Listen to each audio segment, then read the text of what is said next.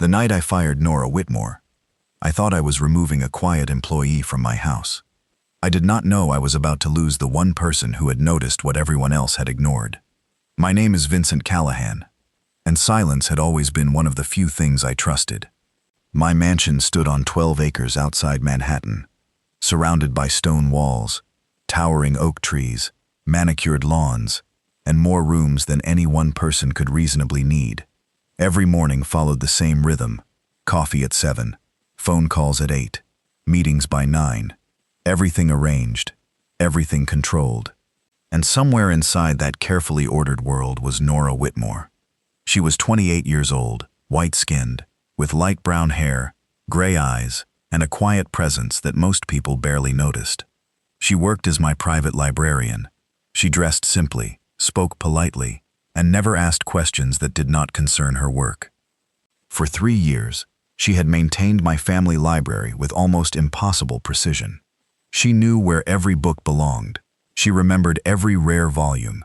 She could find an old document in minutes that would have taken my staff an entire afternoon to locate. I had never asked myself why she was so good at it. I had never bothered to ask why she chose my house in the first place. That evening I finally noticed her. Rain whispered against the tall windows of the library, while a warm brass lamp illuminated the desk between us. Nora was reading an old book when I walked in. I stopped beside her desk.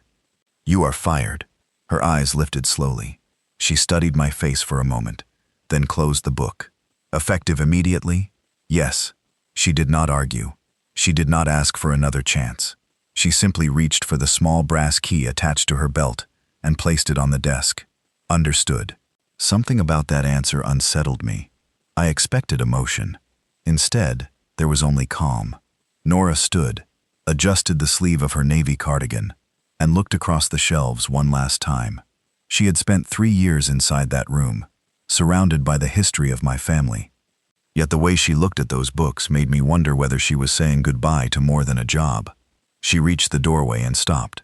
"Mr. Callahan?" "Yes?" She glanced back at me. "You should visit the library after I leave." I frowned. "Why?" Her expression remained gentle.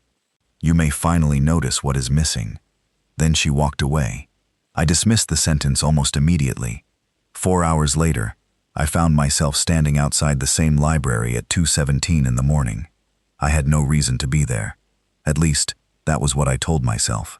The mansion was unusually quiet. I could hear the rain against the windows. I could hear the old grandfather clock in the hallway. I could hear my own breathing, nothing else. Nora had always worked quietly, but somehow her absence had changed the sound of the entire house. I opened the library door. Moonlight stretched across the polished floor. Her chair sat empty beside the desk. Her brass lamp was off. A small stack of books remained exactly where she had left it. I stepped closer. One book was open in the center of the desk. I recognized it immediately. It had belonged to my mother. I picked it up carefully. A faded photograph slipped from between the pages and landed on the polished wood. I stared at it. My mother stood in the picture, much younger than I remembered, beside a woman I did not recognize. I turned the photograph over. 6 words were written on the back in faded blue ink. "Vincent must never know the truth." I read them again. Then I looked at Nora's empty chair.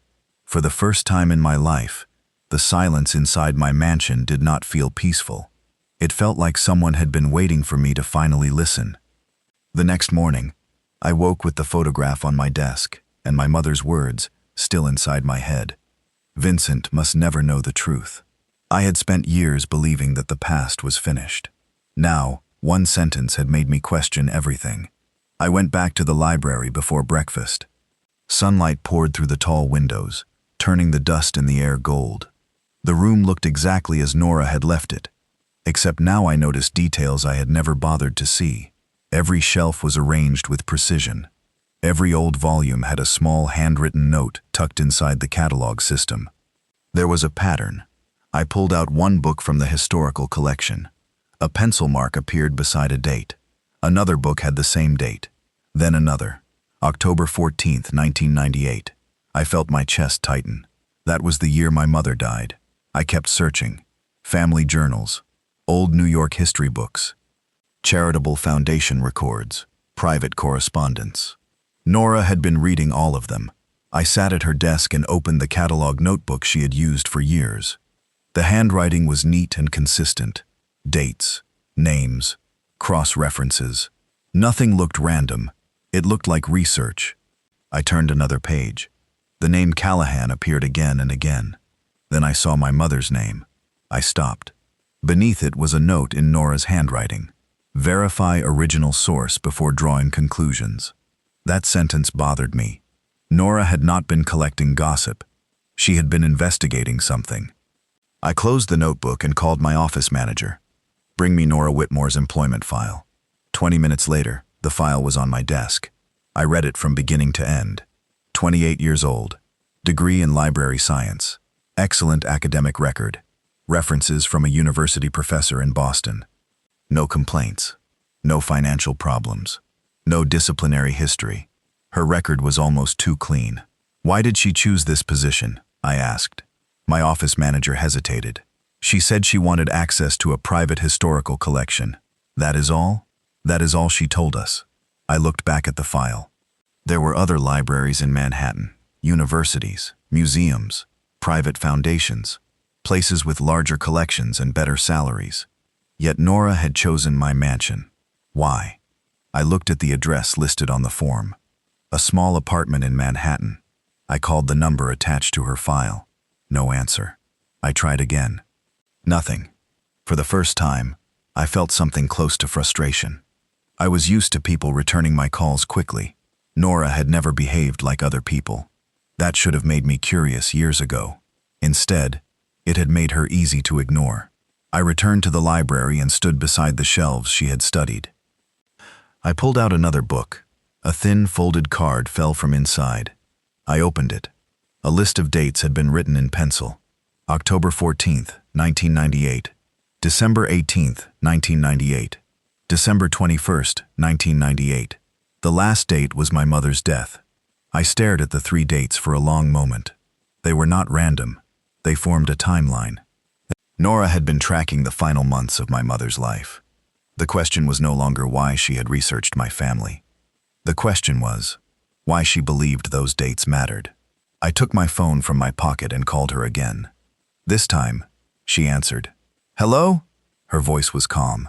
Nora, it is Vincent. Silence. Then she said, I know. I walked toward the window. I found your notes. I assumed you would. You studied my family. I studied the books in your library. That is not the same thing. Another pause. No, she said softly. It is not. I looked down at the photograph still in my hand. Who was the woman beside my mother? Nora did not answer immediately. When she finally spoke, her voice had changed. Where did you find that photograph? In the library. Silence again. Nora, you should not have found it yet. My heart began to beat faster. Why? She took a slow breath. Because now you are going to ask questions that your family spent years avoiding. The line went quiet. I looked across the library, at the empty chair where she had worked only hours earlier. For the first time, I understood what she had meant. She had not simply left my house. She had left behind a trail of questions. And I had just taken the first step toward following it. The moment Nora said I was asking questions my family had spent years avoiding, I realized I was no longer searching for a photograph. I was searching for a reason. Where are you? I asked. At home. I am coming over. She was quiet for a second. Vincent, I do not think that is a good idea. Why? Because you are angry. I looked at the photograph in my hand. I am not angry. Then you are scared. Her words stopped me. I almost denied it. Instead, I said, give me 20 minutes. She did not answer. When the call ended, I drove into Manhattan. The rain had stopped, leaving the streets bright with reflected light from storefronts and passing cars. Nora lived in a modest brownstone on a quiet block, less than 20 minutes from the center of the city. I stood outside her apartment and knocked once. No answer. I knocked again. Then I heard footsteps. The door opened slowly. Nora looked exactly as she had in the library, except without the cardigan she had worn earlier. She wore a simple cream blouse and dark skirt, her light brown hair falling naturally around her shoulders. Her gray eyes studied me carefully. You actually came. You knew I would." She stepped aside. "Come in." Her apartment was small, maybe 700 square feet. A narrow kitchen, a worn sofa, a wooden desk covered in books and handwritten notes. Compared with my 12-acre estate, it felt almost impossibly simple. Yet the room had something my mansion rarely had. It felt lived in, warm, honest. I looked at the shelves. Most contained books about American history, archives, museums, and private collections. Several were about New York families from the 1980s and 1990s. "You have been doing this for a long time." Nora closed the door. 3 years. "Why?" She walked to the desk and picked up a folder. "Because of a letter." She opened it and showed me a photocopy. The handwriting was my mother's. My breath caught. "How did you get this?" "It was in a university archive in Boston." She explained that 3 years earlier, she had been helping a professor catalog donated materials from several old New York families. Among them was a collection of private correspondence. One letter had my mother's name on it. The letter referred to a historical collection that would one day be moved into my family library. Nora had not known who I was when she first saw it. She only knew the letter contained a request. "What request?" I asked. She looked at me. "Your mother wanted someone to preserve the documents she feared would be lost." "Why would she be afraid?" "I do not know." "You expect me to believe that?" "You do not have to believe me." Her voice remained calm. "You only have to read what she wrote." I took the folder. Inside were copies of letters, newspaper clippings, catalog records, and handwritten notes. Some were dated October 1998. Others were from December. My mother's name appeared repeatedly. So did the name of my father. Then I noticed another name, Daniel Mercer. I looked up. "What does he have to do with this?" Nora hesitated. "I do not know everything." "You know something." "I know he appears in several of your mother's letters." I stared at the pages. Daniel had been my father's advisor for years. After my father died, he became one of the people I trusted most. Nora sat across from me. "There is something else." She opened another folder. Inside was a handwritten note from my mother. I read the first line. "If my son ever finds these records, he must learn that silence can be an act of love, but it can also become a prison." I lowered the page. "What does that mean?" "I think she was afraid of what would happen if you learned the truth too young." "And now?" Nora looked directly at me. "Now you are old enough to decide what kind of man you want to be when you hear it." The room went quiet. I looked at her. "You could have told me all this before I fired you." A faint sadness crossed her face. "Would you have listened?" I opened my mouth, then closed it. I knew the answer.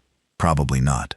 I had spent years assuming that authority meant knowing more than everyone around me.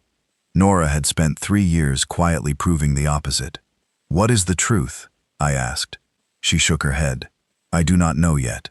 "Then what do you know?" She pointed to the photograph. "I know your mother was afraid someone would find out what she discovered before she was ready to reveal it. And you think that secret is still hidden in my house?" Nora nodded. "Somewhere in that library." I looked at the folder, then at her. "Then we go back." She raised an eyebrow. "Tonight?" "Yes." For the first time, Nora smiled. "You finally sound like you are listening." The mansion looked different when Nora returned with me that night. Maybe the walls had always been this tall. Maybe the library had always been this quiet. But now I knew that somewhere inside those rooms was a secret my mother had protected for nearly 3 decades. Nora walked beside me through the main hall, carrying the folder she had brought from her apartment. She did not look impressed by the chandeliers, marble floors, or expensive paintings. She simply looked at the house as though it were another archive waiting to be understood. "Where do we start?" she asked. I glanced toward the library. "Where you stopped." We entered together. The rain had returned, tapping lightly against the windows.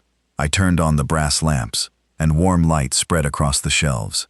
Nora placed her folder on the desk and began comparing the dates in her notes with the books around us. I watched her work for a moment. 3 years ago, I would have walked past her without asking what she was doing. Tonight, I could not take my eyes off the pages. "Your mother referred to this collection," Nora said, pointing to a group of old books near the fireplace. "These were moved here in 1999. I frowned. "How do you know?" "The catalog records." She pulled out a small sheet. The original location was your parents' private study. After your mother died, the books were transferred here. I looked at the shelf.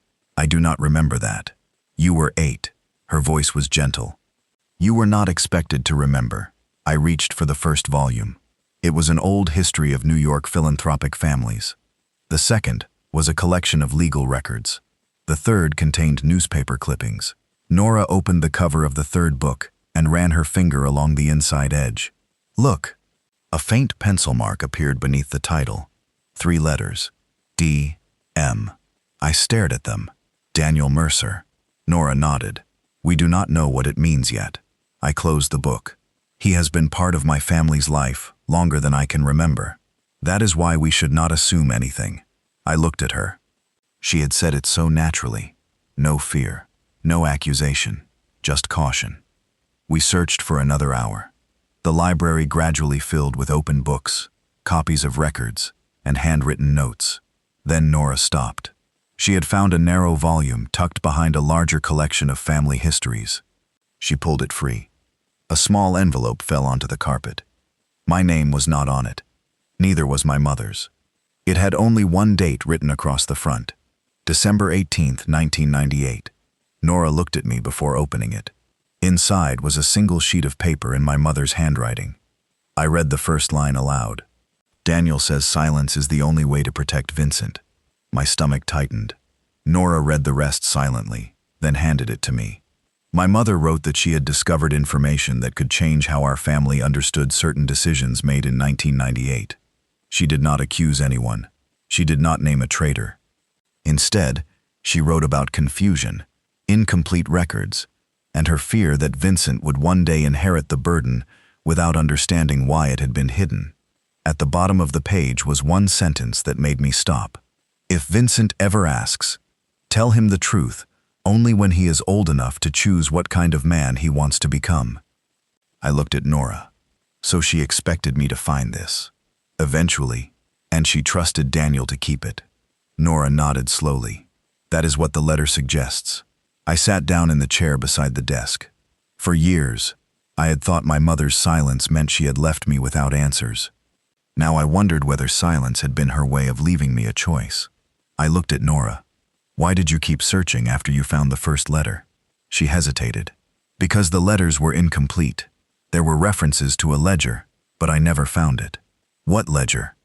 A record of private agreements connected to your family's foundation. I looked toward the shelves. And you believe it is here?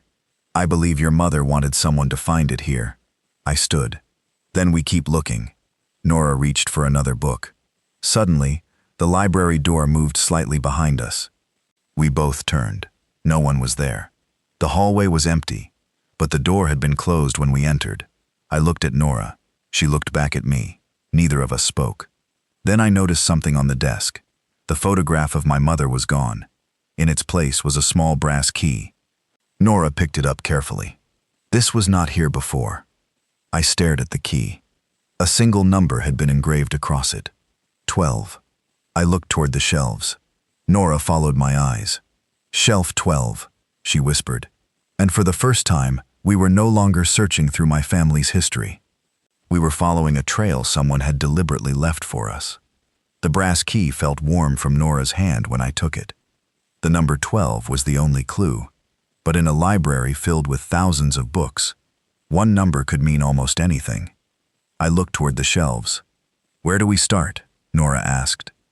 I walked to the far wall, where 12 narrow sections ran from floor to ceiling. Each shelf held books from a different period in my family's history. Nora moved beside me and checked the catalog notes she had copied before leaving my house. Your mother's collection was divided into 12 sections after her death, she said. Section 12 contains private family records. I looked at the brass key again. Then this should be simple. Nora gave me a small smile. Nothing about your family has been simple so far. She was right. We counted the shelves one by one until we reached the 12th section. The books there were older than the others, most with faded leather covers and handwritten labels.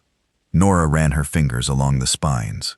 These have not been touched in years, except by you, not these. She stopped at a large volume near the bottom shelf. It had no title on the spine. She pulled it free. Nothing happened. No compartment, no hidden letter. Just another old book. I looked at the brass key. Maybe 12 does not mean the shelf. Nora turned the key over. A small mark had been etched beside the number. It looked almost like a clock symbol. She studied it for several seconds. The grandfather clock. I looked toward the corner of the room. The tall antique clock had belonged to my grandfather. I had seen it every day for most of my childhood, and never once considered what might be behind it. Nora walked toward it. Your mother wrote about the clock in one of the letters. What did she say? She called it the keeper of time. I stared at the clock. That sounds like her. We moved it carefully away from the wall. Behind the wooden case was a narrow panel I had never noticed. The brass key fit perfectly. I turned it. A quiet click echoed through the room. Inside was a shallow compartment containing 3 envelopes and a leather notebook. Nora did not touch anything. You should open these, she said. I picked up the first envelope. My mother's handwriting covered the front. My name was there. Vincent Callahan. I broke the seal. The letter was dated December 18th, 1998. My dear Vincent, if you are reading this, then you are old enough to understand that a family can love someone deeply and still make choices they regret. I read slowly. My mother wrote that she had discovered a series of private agreements connected to the family foundation. She had believed the agreements were harmless at first. Then she noticed that several decisions had been made without her knowledge, and that some records were missing. She had confronted someone she trusted. The letter never named that person.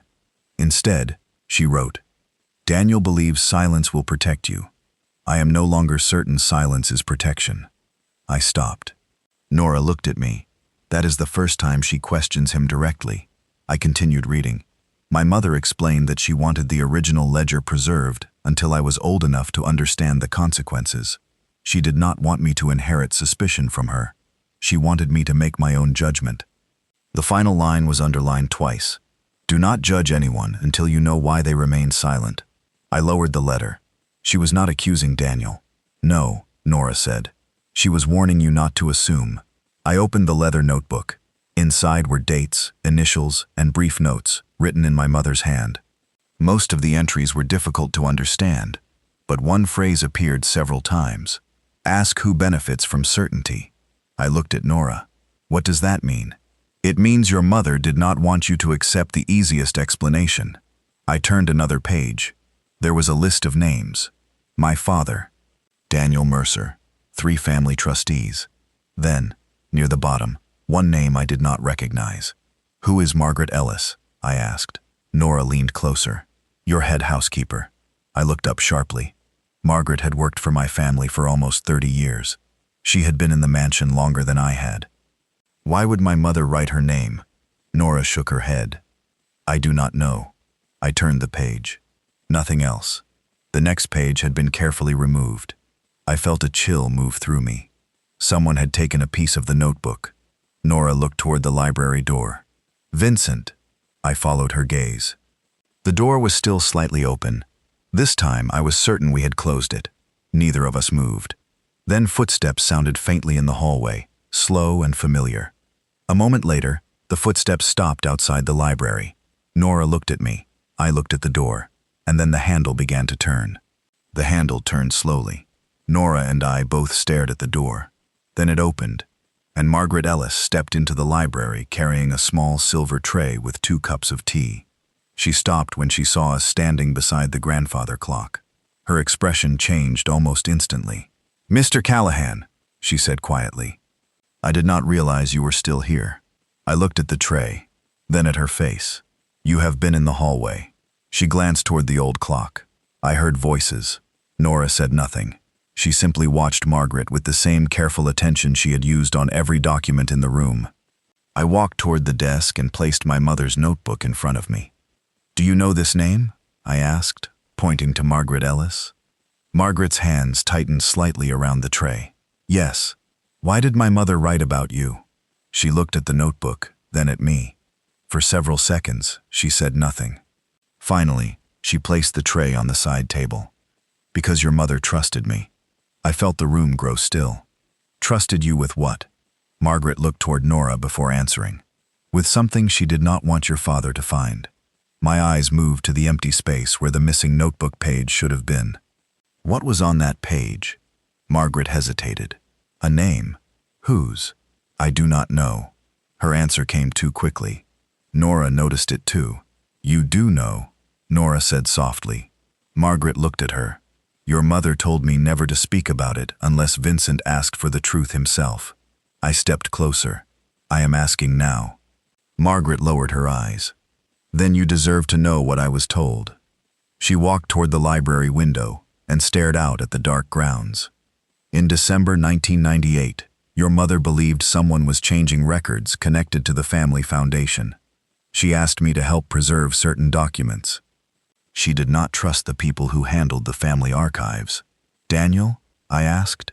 Margaret shook her head. Your mother trusted Daniel more than anyone knew. That answer surprised me. Nora remained silent, but I could see her thinking. Then who did she distrust? I asked. Margaret turned back toward me. She never told me directly, but you said there was a name. Margaret nodded. A name written on a missing page. She looked at the notebook. Your mother tore that page out herself. I stared at the empty section. Why? Because she believed the wrong person might find the notebook. I looked toward Nora, and now, someone has been inside this library tonight. Margaret's expression tightened. I was afraid of that. Nora stepped closer. Margaret, did you know about the hidden compartment behind the clock? Margaret nodded. I knew something had been hidden there. I did not know exactly what. Who else knew? Nora asked. Margaret thought for a moment. Your father knew the clock had sentimental value. Daniel knew your mother kept private records. But only your mother, me, and one other person knew the compartment existed. I felt a cold sense of recognition. Who? Margaret looked directly at me. Your mother's older sister. I frowned. She died years before I was born. Margaret nodded. Yes, and before she died, she gave your mother a sealed letter. I turned to Nora. Do you have any record of that letter? Nora shook her head. No, I never found a reference to it. Margaret looked at the shelves. Because your mother never placed it in the library. She walked to a narrow cabinet near the fireplace and touched the top drawer. She kept it somewhere else. I opened the drawer. Inside was an old envelope covered in faded dust. My mother's handwriting appeared across the front. My name was written beneath it.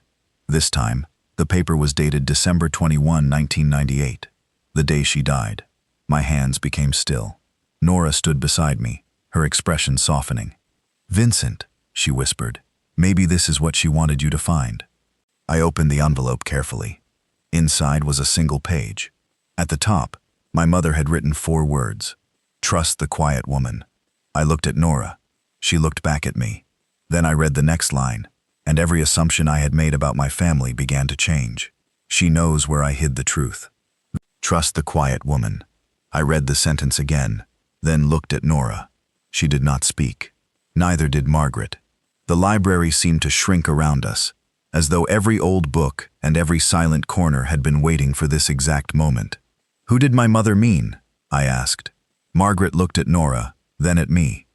I believe she meant someone who listened more than she spoke.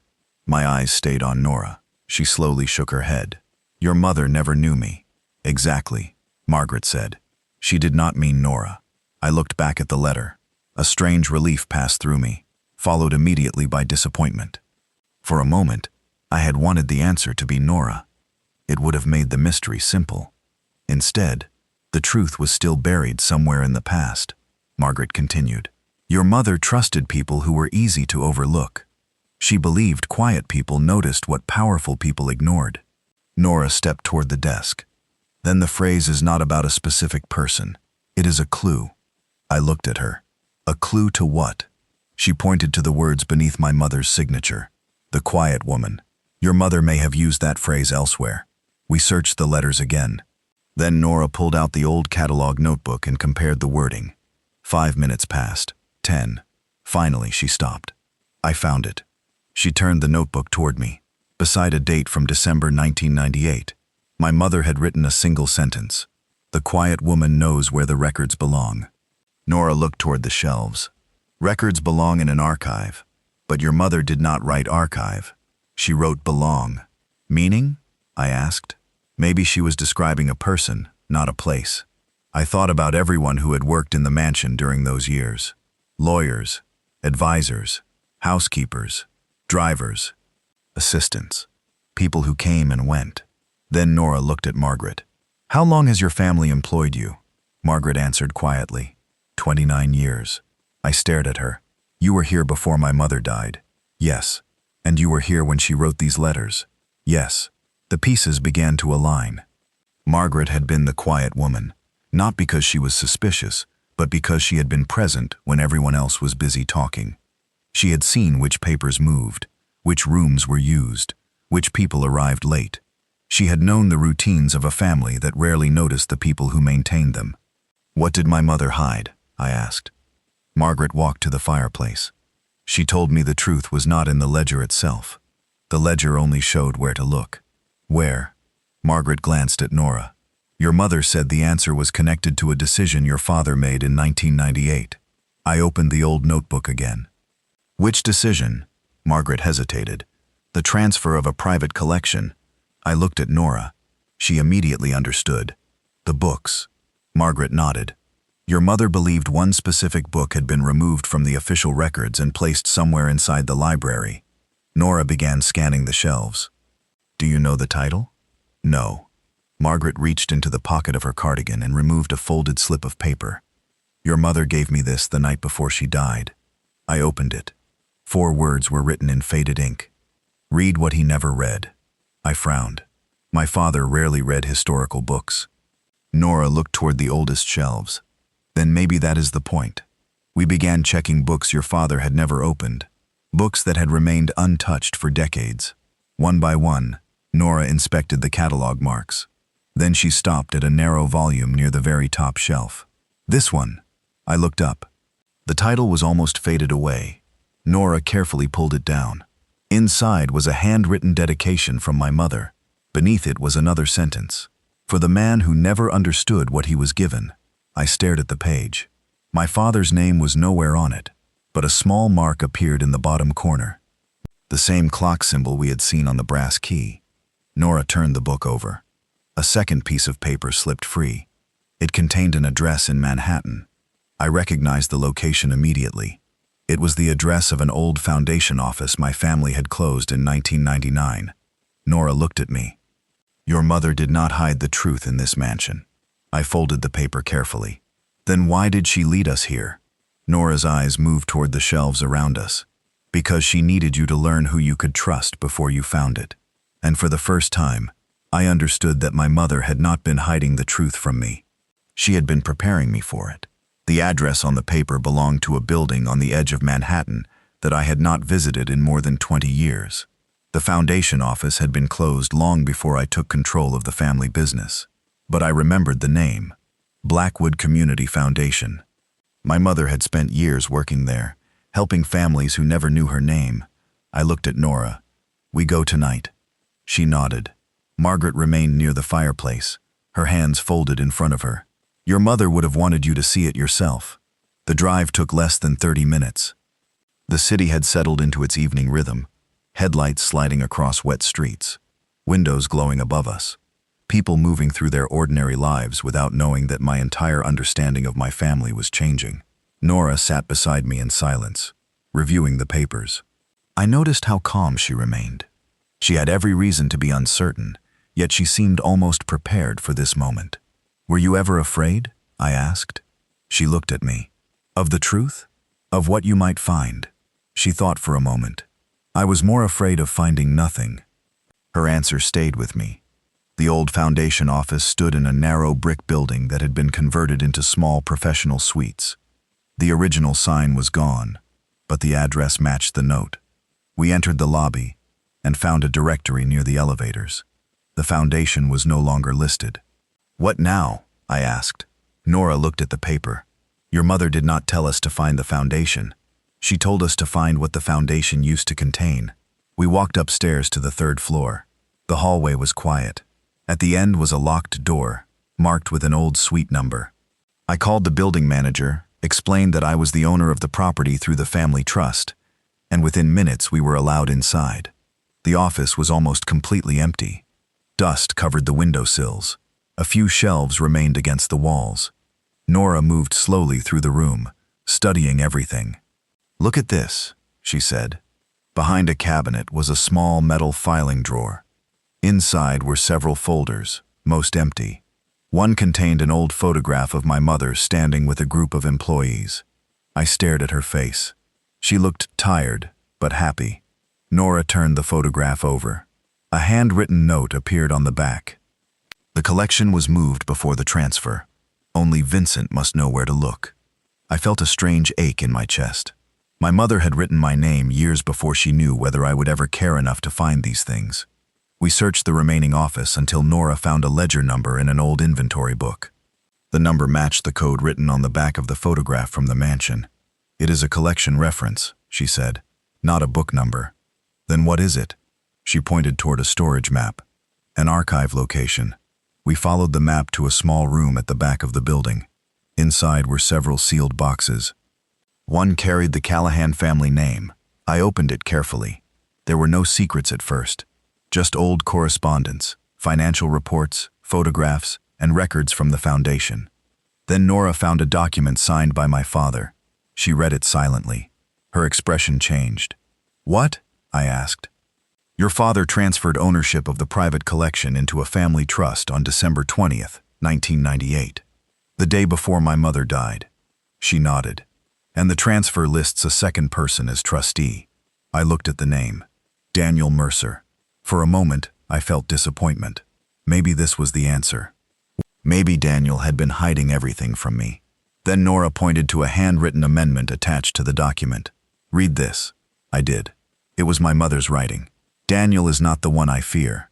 He is the one I asked to protect Vincent until the truth could be explained without destroying him." I looked at Nora. Suddenly, every assumption I had made about Daniel began to fall apart. Nora continued reading. "The person I fear is the one who benefits from Vincent believing everyone around him is loyal." The sentence ended there. No name, no accusation, just another clue.